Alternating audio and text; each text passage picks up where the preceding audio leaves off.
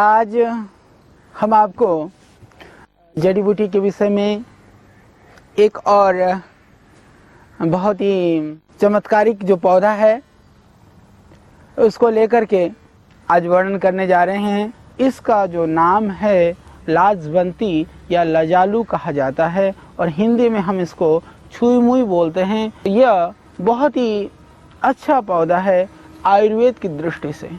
तो हम चर्चा कर रहे थे इस लाजवंती छुई मुई के संदर्भ में जो छूने मात्र से मुरझा जाती है, इसके विषय में हम आपको बताने जा रहे हैं। मैंने कहा कि हमारे संत लोग इस पौधे को लेकर के 2-3 तरह के गोपनीय प्रयोग प्रचलन में हैं।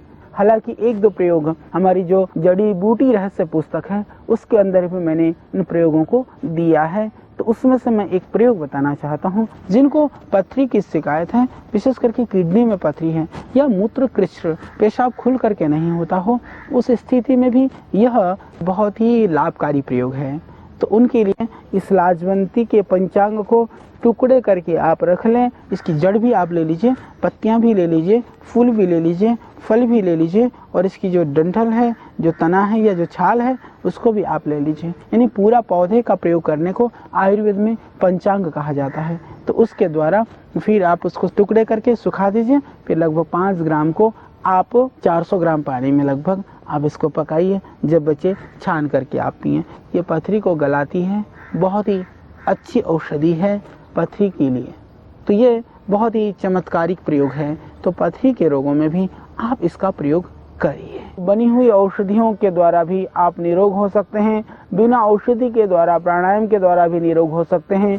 आलस्य प्रमाद छोड़ते हुए आप इन औषधियों के सेवन के द्वारा आप निरोग हों, स्वस्थ हों। यदि दवाइयों से बच सकते हैं तो और भी बचिए, नहीं बच सकते हैं, ऐसी स्थिति में है बीमारी, तो इन जड़ी बूटियों के द्वारा बनी हुई औषधियों का आश्रय लीजिए। फिर भी आप ठीक नहीं हो पा रहे हैं, आपात स्थिति के लिए अच्छे चिकित्सक के पास जाइए। ठीक हॉस्पिटल में आप परीक्षण करा के चिकित्सा लीजिए। तो हमारा मकसद है कि यदि आप सामर्थ्यवान हैं फिर भी विविध चिकित्साओं को कराते हुए भी आप ठीक नहीं हो पा रहे हैं, तो हम आपको इन जड़ी बूटियों के द्वारा, योग के द्वारा ठीक करना चाहते हैं और आप ठीक हों, हमारा यही संकल्प है।